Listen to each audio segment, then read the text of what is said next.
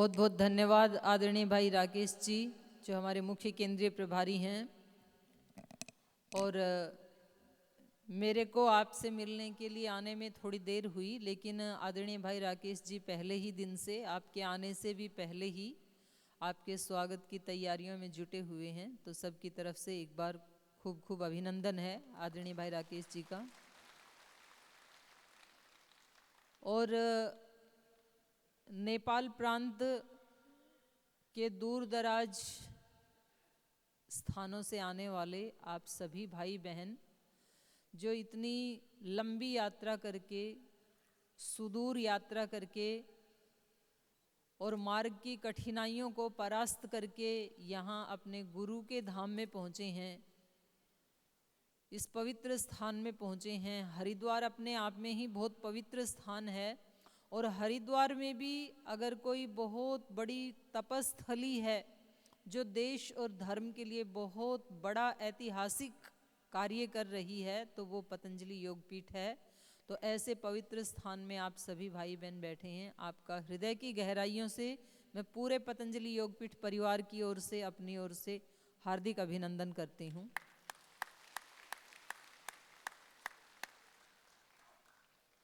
और पिछले 2 दिन से आप श्रद्धेय स्वामी जी महाराज, पूज्य आचार्य श्री आदरणीय भाई राकेश जी, आदरणीय भाई लवदेव जी, जो हमारे नेपाल के राष्ट्रीय प्रभारी हैं, और भारत की तरह मैंने देखा यहाँ नेपाल में भी बहनों की संख्या भी भाइयों के बराबर ही है। और बहनों का कार्य सेवा का देख रही हैं आदरणीय बहन अर्चना जी, और हमारी आदरणीय बहन देव कृपा जी, और हमारी सभी जो वरिष्ठ बहनें हैं, इनके नेतृत्व में बहुत ही सुंदर संगठन कार्य कर रहा है नेपाल में। जैसे भारत में भाई बहनों का संगठन कार्य कर रहा है, बिल्कुल वैसे ही, बल्कि उससे भी ज़्यादा श्रद्धा भक्ति से आप सभी भाई बहन लगे हुए हैं। आप सबको बहुत बहुत हृदय से प्रणाम है। और अभी यहाँ से भी श्रद्धेय आचार्य श्री जी, आदरणीय बहन देवादिति जी और दूसरी यहाँ की कुछ बहनों को भी और ज़्यादा इस कार्य को आगे बढ़ाने के लिए वहाँ भेज रहे हैं। और इसको हम अलग मानते ही नहीं हैं। हमारे भारत के जो संगठन हैं, उन संगठनों का एक अभिन्न अंग है नेपाल के संगठन, हमारे भाइयों के संगठन भी, बहनों के संगठन भी। तो हम सब मिल करके इस युग के जो अवतारी पुरुष हैं, श्रद्धेय स्वामी जी महाराज और पूज्य आचार्य श्री जी, इन दोनों महान आत्माओं के हम अनुयायी हैं, उनके सेवक हैं, उनके मार्ग पर चलने वाले उनके अनन्य भक्त हैं। इस भाव से हम चाहे नेपाल में सेवा करें या भारत में सेवा करें, इसी भाव में हम जीते हैं और उसी भाव में आप सेवा कर रहे हैं। तो हमारा जो सेवा करने का अगर मुख्य रूप से हम उसको कहें, तो श्रद्धेय स्वामी जी महाराज 2 चीज़ों को लेकर के चलते हैं, योग और यज्ञ। आपने भी यहाँ जब से आए यही देखा, यहाँ पर ये 2 धाराएं हैं। जैसे कोई पक्षी 2 पंख लगा के आकाश में उड़ान भरता है, ऐसे ही मनुष्य के भी ये ऊंचाई को प्राप्त करने के लिए, आकाश में उड़ान भरने के लिए ये 2 पंख हैं, यज्ञ और योग। जैसे कोई रथ 2 पहिए से आगे बढ़ता है, गति करता है, ऐसे ये मनुष्य का जो जीवन है ये भी एक रथ जैसे ही है। और इस रथ के भी 2 पहिए हैं, एक योग, एक यज्ञ। योग का मतलब है शक्तियों का अर्जन करना।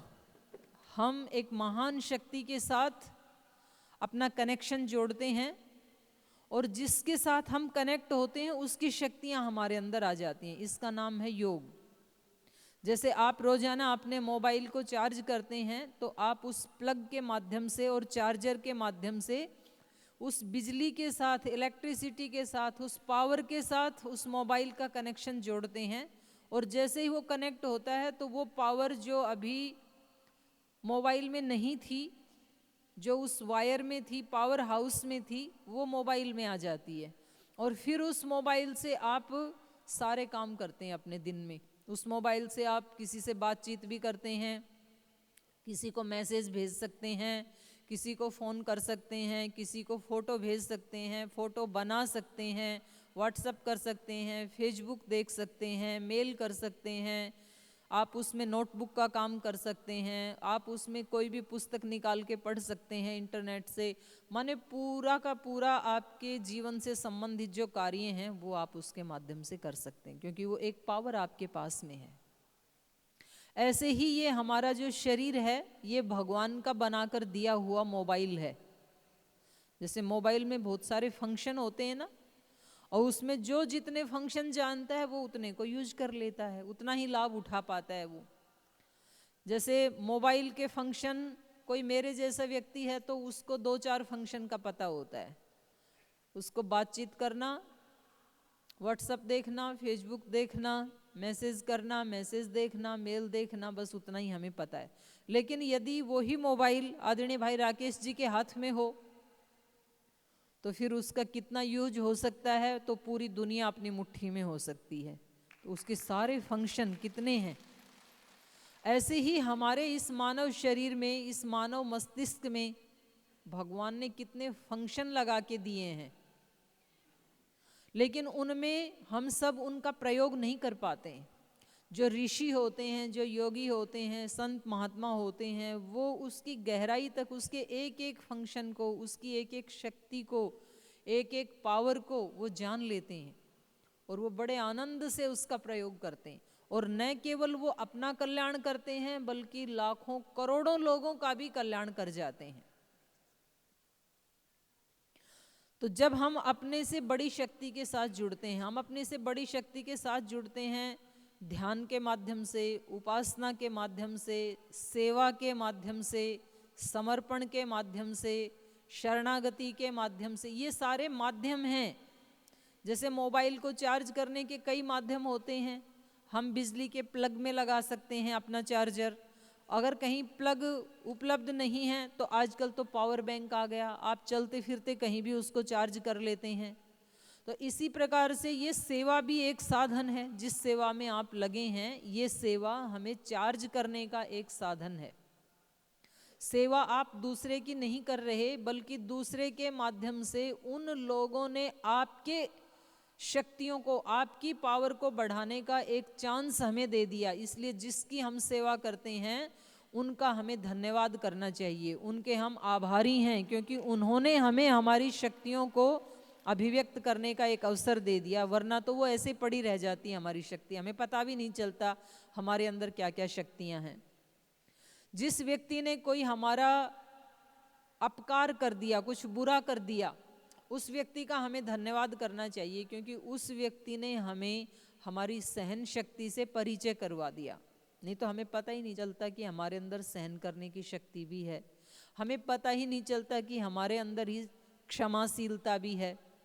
क्षमा का प्रयोग हम करते ही तब हैं जब कोई व्यक्ति हमारा अहित कर देता है और हम उसको दंड दे सकते थे, दंड देने की शक्ति भी हमारे अंदर थी और क्षमा करने की भी थी, तो हमने उस व्यक्ति को क्षमा कर दिया। उस दिन हमें पता लगा कि हमारे पास क्षमा करने का पावर भी है और एक स्विच हमारे इस मोबाइल में क्षमा करने वाला भी लगा हुआ है, और आज ही हमने उसको यूज किया, नहीं तो ये एप्लीकेशन हमने डाउनलोड ही नहीं की थी। बहुत सारी एप्लीकेशन तो हम डाउनलोड ही नहीं करते हैं और कुछ तो ऑलरेडी डाउनलोड हुई हैं, हम उनको यूज नहीं करते हैं, प्रयोग नहीं करते हैं। तो जब हम योग करते हैं तो वो सारी शक्तियां हमारे माध्यम से अभिव्यक्त होने लगती हैं। जो आप प्राणायाम करते हैं, जो आप एक्सरसाइज करते हैं, वो केवल मात्र शरीर को स्वस्थ रखने के लिए नहीं है। शरीर स्वस्थ होता है ये तो योग का 1000वां हिस्से का लाभ है। 999 लाभ जिनके बारे में हम भी नहीं जानते हैं। अभी कल ही हम देख रहे थे, यूके की कोई एक डॉक्टर हैं, उन्होंने मंत्र के ऊपर सर्च किया। मंत्र को मंत्र क्यों कहते हैं, तो वो डॉक्टर बहन कल बता रही थी यूके की, मननात् मंत्र, जिसका हम मनन करते हैं वो मंत्र है। और मनन करने से मंत्र के हम 3 प्रयोग कर सकते हैं। मंत्र का हम रीडिंग कर सकते हैं, उसको पढ़ सकते हैं, और उसका हम मनन कर सकते हैं। मंत्र के हम 3 प्रयोग कर सकते हैं। मंत्र का हम रीडिंग कर सकते हैं, उसको पढ़ सकते हैं, और उसका हम मनन कर सकते हैं। मंत्र का हम रीडिंग कर सकते हैं, उसको पढ़ सकते हैं, और उसका हम मनन कर सकते हैं। मंत्र का हम उसका चैंटिंग कर सकते हैं और मंत्र से हम मेडिटेशन कर सकते हैं, उसको हम अनुभव कर सकते हैं, उसके दृष्टा बन सकते हैं। तीनों के अलग अलग रिएक्शन होते हैं हमारे शरीर पर, हमारे वाइब्रेशंस पर, हमारे माइंड के ऊपर, फिजिकल बॉडी के ऊपर, और जो हमारा मेंटल सिस्टम है उसके ऊपर, जो हमारा भावनात्मक सिस्टम है उसके ऊपर, सबके ऊपर अलग अलग प्रभाव पड़ता है। तो हमें तो पता ही नहीं है, हम तो इसलिए मंत्र पाठ कर लेते हैं कि हमारे ऋषि करते थे, हमारे गुरुजन करते थे, हमारे संतों ने, शास्त्रों ने बताया, इसलिए हम मंत्र पाठ कर लेते हैं, हमें पूरा नहीं पता है उसका। तो योग और यज्ञ, ये दो बात मैं कह रही थी। योग से हम करते हैं शक्तियों का अर्जन, और यज्ञ में हम करते हैं उन शक्तियों का विसर्जन, सेवा में लगाना। जो कुछ हमने कमाया उसको खर्च कहाँ करें, कमा तो लिया, लेकिन अब हम उन शक्तियों का मिस यूज भी कर सकते हैं और यूज भी कर सकते हैं। शक्ति तो आ गई हमारे पास, शक्ति हमेशा योग से ही आती है। इसलिए जो असुर हैं वो भी योग के माध्यम से ही शक्तियों का अर्जन करते हैं, बड़ी बड़ी तपस्याएं करते हैं असुर भी। वो प्राचीन काल के जो असुर हैं उन्होंने भी तपस्याएं की, और जो आज के वर्तमान युग के असुर हैं वो भी तपस्या करते हैं। जैसे लादेन के साथ जो लोग रहते थे, जंगलों में रहते थे, कभी कभी खाने को भी उनको मिलता था, नहीं मिलता था, 18-20 घंटे सेवा करते हैं वो, तो तपस्या तो है ही ये। कहीं एकांत में रह रहे हैं, सारी देश दुनिया से अलग कट ऑफ होकर के वहाँ बैठे हुए हैं, तो वो भी कर रहे हैं, लेकिन वो शक्तियाँ प्राप्त करके उसका मिसयूज करते हैं। हिरण्यकश्यप ने भी तपस्या तो की, उसने भी शक्तियाँ, रावण ने भी तपस्या की तभी उसको शक्तियाँ मिली, लेकिन उन्होंने उन शक्तियों का सदुपयोग नहीं किया, दुरुपयोग किया।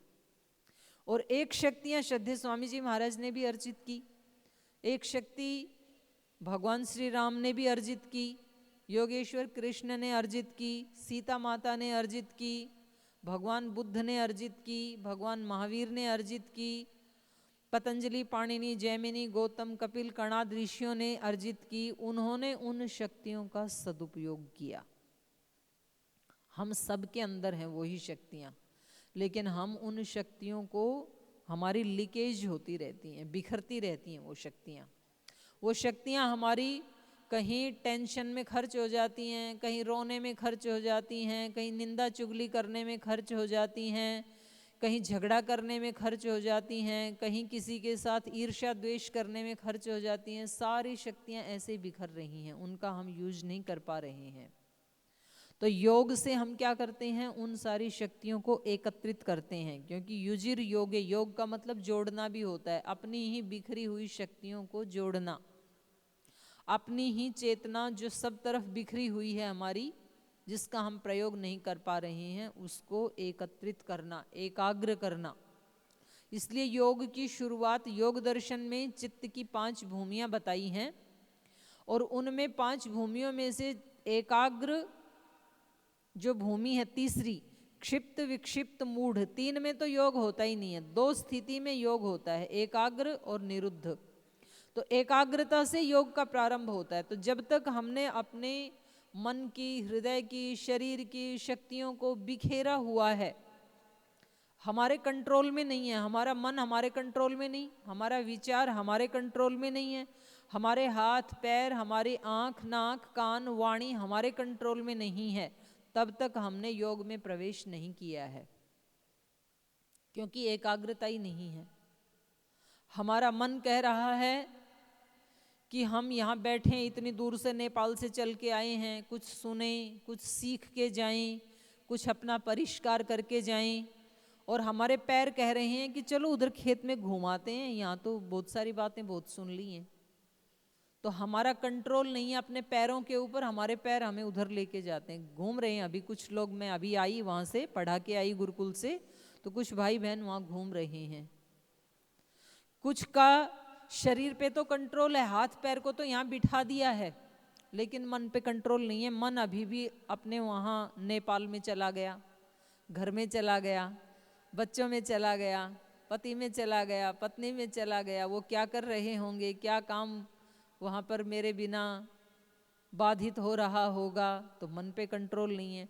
एक को कंट्रोल करते हैं, दूसरा अनकंट्रोल हो जाता है, तो फिर वो योग की स्थिति नहीं बनती है।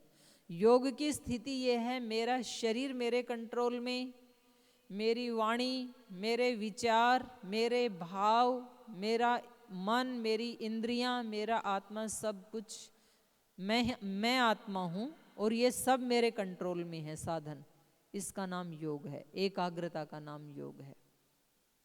और ये होने के बाद फिर व्यक्ति में थोड़ा सा समय भी, जब वो योग की स्थिति में रहता है ना, थोड़ा सा समय भी, तो वो बहुत अपने आप को पावरफुल महसूस करता है।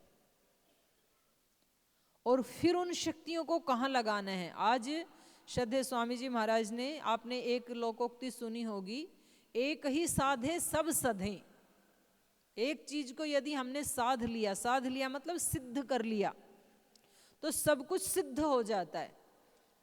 आज श्रद्धेय स्वामी जी महाराज ने योग को साध लिया, योग को सिद्ध कर लिया। अब योग के साथ साथ आयुर्वेद भी सिद्ध हो गया, स्वदेशी भी सिद्ध हो गया, शिक्षा भी सिद्ध हो गई, कितने सारे कार्य हो रहे हैं अभी। तो उससे आचार्य कुलम भी चल रहा है, वैदिक गुरुकुलम भी चल रहा है, आयुर्वेदिक कॉलेज भी चल रहा है, यूनिवर्सिटी भी चल रही है, स्वदेशी का कार्य भी चल रहा है। तो अनेक अनेक विराट कार्य हो रहे हैं एक के सिद्ध होने से। एक ही साधे सब सधे, सब साधे सब जाए। जो व्यक्ति ये सोचते हैं ना कि सब कुछ मैं ही साध लूं, सिद्ध कर लूं, और उसे एक भी सिद्ध होता नहीं है, तो फिर वो सारा ही चला जाता है। तो किसी एक विषय में, किसी एक फील्ड में, एक सेक्टर में व्यक्ति को कोई ना कोई उपलब्धि प्राप्त करनी चाहिए, और फिर उसमें जो पावर आती है उसको फिर वो अनेक दिशाओं में खर्च कर सकता है।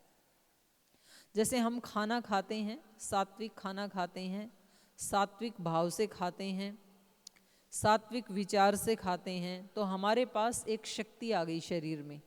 अब इस शक्ति से हम हाथ से भी काम करते हैं, पैरों से भी करते हैं, आँख से भी करते हैं, वाणी से भी करते हैं, मन से भी करते हैं, हृदय से भी करते हैं। फिर तो हम सारे अंग प्रत्यंग से उस शक्ति को खर्च कर सकते हैं। तो योग का मतलब है हमारा सारा शरीर, सारी इंद्रियां, सारे विचार, सारे भाव हमारे कंट्रोल में रहें। दूसरा आता है यज्ञ। योग के बाद यज्ञ। यज्ञ किसको कहते हैं? आप यहाँ देखते हैं, आप सुबह सुबह योग करते हैं, कुछ अपने ब्रह्मचारी सन्यासी यहाँ बैठ करके यज्ञ करते हैं। तो यज्ञ में क्या करते हैं? हम घी सामग्री अग्नि देवता को देते हैं। अग्नि देवता क्या है? अग्नि देवता सब देवताओं का प्रतिनिधि है, उसको हम देख सकते हैं अग्नि को, बाकी देवताओं को हम नहीं देख सकते। इंद्र को हम नहीं देख सकते, सोम को हम नहीं देख सकते, वरुण को नहीं देख सकते। हम उनको बुलाते हैं उन देवताओं को यज्ञ में, और फिर हम कहते हैं अग्नि के माध्यम से इदम अग्नये अग्नये स्वाहा इदम अग्नये इदन्न मम, ओम सोमाय स्वाहा इदम सोमाय इदन्न मम, ओम प्रजापतये स्वाहा ओम इंद्राय। उन देवताओं का नाम लेकर के आहुति देते हैं। तो इसका मतलब होता है उस देवता के लिए हम ये अर्पित कर रहे हैं हवि, और ये उसके लिए, हमारे लिए नहीं है। पर वो देवता तो हमें दिखते नहीं है। एक देवता दिखाई देता है अग्नि, तो उसको आह्वान करके हम उसी को ब्रह्म मान करके और सब देवताओं का हक उसको देते हैं। इसको हम यज्ञ कहते हैं। और ये हमारी वैदिक परंपरा है, हमारे यहाँ अग्नि के उपासक रहे हैं हमारे पूर्वज भी। इसलिए ऋग्वेद का जो पहला ही मंत्र है उसका पहला शब्द है अग्नि। अग्निमीळे पुरोहितम यज्ञस्य देवम ऋत्विजम। किसी ना किसी रूप में हम अग्नि के उपासक रहे हैं। चाहे हम यज्ञ करें तो भी अग्नि की उपासना है, दीपक जलाते हैं ये भी अग्नि की उपासना है, धूप दीप जलाते हैं ये भी अग्नि की उपासना है, कुछ धूना रमाते हैं कुछ मत पंथ संप्रदायों में, वो भी अग्नि की ही उपासना है। तो किसी न किसी रूप में हम अग्नि के उपासक रहे हैं। और केवल ये बाहर दिखाई देने वाली अग्नि है, ये तो बाहर का यज्ञ हो रहा है। ऐसे ही एक अग्नि हमारे अंदर भी है। हमारे अंदर योग की अग्नि है, ज्ञान की अग्नि है, संकल्प की अग्नि है, सेवा भाव की अग्नि है, समर्पण की अग्नि है, भक्ति की अग्नि है, ये भी एक अग्नि है। उस अग्नि में फिर हम अलग अलग देवताओं को आहुति देते हैं और सब देवताओं को आहुति दे करके उनके नाम से बुलाते हैं। जब हम यज्ञ करते हैं तो अग्नये इदम सोमाय इदम इंद्राय इदम प्रजापते, ऐसे अलग अलग देवताओं के लिए देते हैं। और फिर सारा करते करते, आप में से यज्ञ करते हैं कुछ भाई बहन? यज्ञ करते हैं कभी कभी कभी करते हैं, कुछ बहनें करती हैं और भाई भी करते हैं। तो जब आप यज्ञ करते हैं तो अंत में पूर्ण आहुति कहाँ होती है यज्ञ की? पूर्ण आहुति कैसे करते हैं? आप कोई भी खड़े होके बताइए।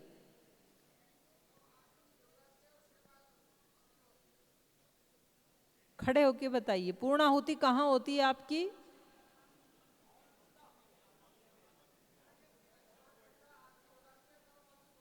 आरती हो जाती है तब अंतिम होती है।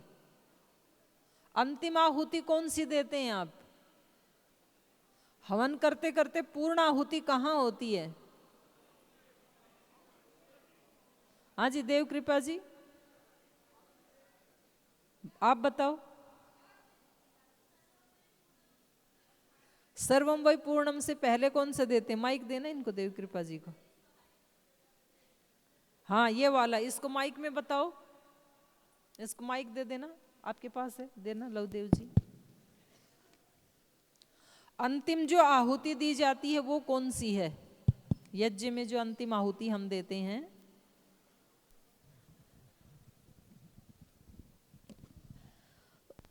ओम प्रजापतये स्वाहा इदं प्रजापतये इदन्न मम। ये आहुति देते हैं। और ये भी बोल के नहीं देते, इसने इसलिए बोला कि नहीं तो पता ही नहीं चलेगा, मौन देते हैं। हम बोलते हैं ओम, फिर मौन हो जाते हैं, फिर आहुति देते हैं। और आहुति देने के बाद कहते हैं इदम प्रजापतये इदन्न मम। उसके बाद फिर 3 आहुति देते हैं, 3 बार बोलते हैं सर्वम वै पूर्णम स्वाहा। इसका मतलब क्या है?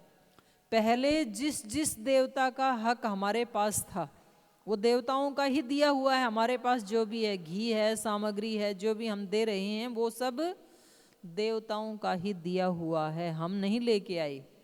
संसार में आते समय कोई आप सूटकेस पैकिंग करके लाए थे क्या? कि जा रहे हैं धरती के ऊपर, थोड़े कपड़े चाहिए, थोड़ा सा अन्न चाहिए खाने के लिए, थोड़ा यज्ञ करने के लिए सामग्री घी भी चाहिए, ऐसे लाए थे कोई? सब यहीं से मिला। और जाते समय भी पैकिंग करके ले जाएंगे क्या? जैसे नेपाल से यहाँ आते समय सूटकेस पैक करके लाए, ऐसे यहाँ से उधर जाते समय लेके जाएंगे? भगवान ने इतनी अच्छी व्यवस्था कर रखी है। भगवान जी कहते हैं तुम जाओ, तुम जाओगे, मैंने सब कुछ एडवांस में ही तुम्हारे लिए बुकिंग कर रखी है। वहाँ धरती के ऊपर आपको वहाँ सूरज भी मिलेगा, चांद भी मिलेगा। जब तक मुंह में दांत नहीं है तो माँ के स्तन में मैंने दूध बना दिया है, दूध भी मिलेगा। जब दांत आएंगे तब खाने के लिए अन्न भी मिलेगा। फिर अन्न के साथ साथ आपको फल भी मिलेंगे, फूल भी मिलेंगे, सब मिलेगा, सब्जियां भी मिलेंगी, पानी भी मिलेगा, सब मैंने अरेंजमेंट कर रखा है। तुम शान से जाओ, खाली बिल्कुल। कितने अच्छे हैं भगवान जी, कितनी अच्छी व्यवस्था कर रखी है। कुछ नहीं लाना हमें। आपको बताया जाए कि नेपाल से कुछ नहीं लेके जाना, सब पतंजलि योगपीठ में मिलेगा। आपको जो कपड़े पहनने वो भी मिलेंगे, सब मिलेगा। तो हमें कितना आनंद होगा कि कुछ नहीं लेके जाना, फ्री होके जाएंगे। तो भगवान जी ने कहा तुम कुछ मत लेके जाओ, मैंने सब आपके लिए बहुत उत्तम कोटि का अरेंजमेंट कर रखा है। ऐसी सृष्टि बनाई भगवान ने हम सब के लिए। तो वो देवों का दिया हुआ जो हमारे पास था, उनका हक हमने यज्ञ में उनको दिया।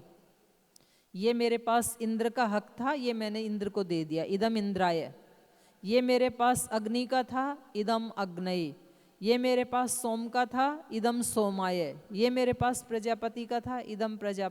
सब देवताओं का नाम ले ले करके उनका अधिकार, उनका हक, उनका भाग हमने उनको दे दिया। और लास्ट में हमने अपने आप को ही उस प्रजापति को दे दिया, जो इन सब प्रजाओं का स्वामी है, जो इन सब देवों का भी देव है, महादेव है। उसके लिए हम फिर मौन हो गए, वहां कोई नाम लेने की जरूरत नहीं है। और अपने आप को समर्पित करके फिर हमने कहा इदम प्रजापतये, जिसका जिसका जो हक मेरे पास था वो मैंने उनको दे दिया। अब मैं अपने आप को आपके चरणों में समर्पित करता हूँ, और ये मेरा जीवन भी, मेरा अपना व्यक्तित्व भी मेरा नहीं है, ये भी प्रजापति का दिया हुआ है, और ये उसका दिया हुआ उसी को समर्पित है। तेरा तुझको अर्पण क्या लागे मेरा, कुछ नहीं है मेरा। और फिर हम कहते हैं सर्वम वै पूर्णम स्वाहा, अब मेरा यज्ञ पूरा हो गया। जब मैंने जिसका हक था उसको दे दिया, और लास्ट में मैंने अपने आप को भी भगवान के चरणों में समर्पित कर दिया, अब मेरा यज्ञ पूरा हो गया। तब जाकर के जीवन का यज्ञ पूरा होता है, जीवन की पूर्ण आहुति वहां होती है। तो बाहर का यज्ञ हमें सिखाता है कि हमें जीवन का यज्ञ कैसे जीना है, क्योंकि जीवन में भी बहुत लोगों का हक है हमारे जीवन के ऊपर। हमें ये जो ये जीवन मिला है, शरीर मिला है, इंद्रियां मिली हैं, साधन मिले हैं, ये सब हमें देवों ने दिया है, देवताओं ने दिया है। वो देवता कौन है?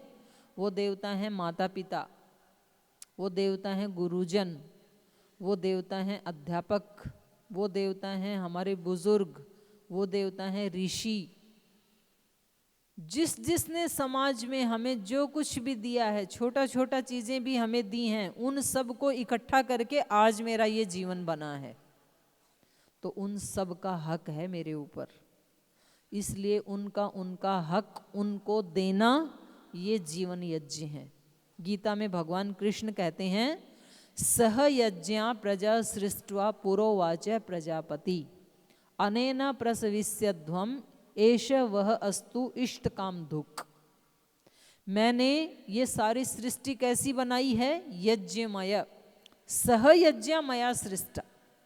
मैंने ये सृष्टि यज्ञ सहित बनाई, यज्ञ रूप में बनाई। ये सारी सृष्टि यज्ञ कर रही है, इसलिए आप भी अनेन प्रसविष्यध्वम, आप अपने उस यज्ञ में आप भी टोन कर लेना, ट्यूनिंग कर लेना अपनी, आप भी उसमें शामिल हो जाना। ये सारी सृष्टि यज्ञ कर रही है, आप उस सृष्टि का एक छोटा सा पार्ट हैं, इसलिए आप उस यज्ञ को खंडित मत करना, आप भी उस यज्ञ में ही शामिल हो जाना, और इससे आप अपने व्यक्तिगत यज्ञ को, जीवन यज्ञ को आगे बढ़ाना। और ये यज्ञ आपकी सब मनोकामनाओं को पूरा करने वाला बनेगा। अनेन प्रसविष्यध्वम एष वह माने आप सब के लिए, एष वह अस्तु इष्ट काम धुक। इष्ट काम धुक माने कामनाओं को पूरा करने वाला। तो जीवन में हम अगर इस यज्ञ की महिमा को समझ जाएंगे, तो हम अपने जीवन में जिसका जिसका हक है हमारे जीवन पे, उसको हम दे देंगे उसका हक। तो हमारे पास जितना माता पिता का हक है, उतनी माता पिता की सेवा करेंगे, उनका अधिकार है हमारे ऊपर। जितना पति पत्नी का अधिकार है, उतना पति पत्नी को दे दिया। जितना बच्चों का अधिकार है, उतना बच्चों को दे दिया। जितना भाई बहनों का अधिकार है, उतना भाई बहनों को दे दिया। जितना गुरुजनों का अधिकार है, वो गुरुजनों को दे दिया। जितना समाज का अधिकार है, उतना समाज को दे दिया। जितना राष्ट्र का अधिकार है, वो राष्ट्र को दे दिया। जो धर्म का अधिकार है, वो धर्म को दे दिया। जिसका जितना जितना हक है, वो सब उसको दे दो। तो और लास्ट में जो बचा, वो अपने आप को सारा दिन भर सबके कार्य, सबका हक उनको दे करके लास्ट में जो बचा, उसको भगवान के चरणों में समर्पित कर दो कि प्रभु ये सारा आपका ही दिया हुआ है, आपकी ही शक्ति से ये जीवन चल रहा है। अब मैं अपने आप को भी आपके चरणों में समर्पित कर रहा हूँ। तो हमारा रात को सोते समय यज्ञ, जो सुबह यज्ञ शुरू हुआ था, जीवन हमारा कितने वर्षों का है? जीवन कितने वर्ष का है? 100 वर्ष का। सारे 100 बोल रहे हैं। कम ज्यादा हो किसी का, या सबका 100 ही है?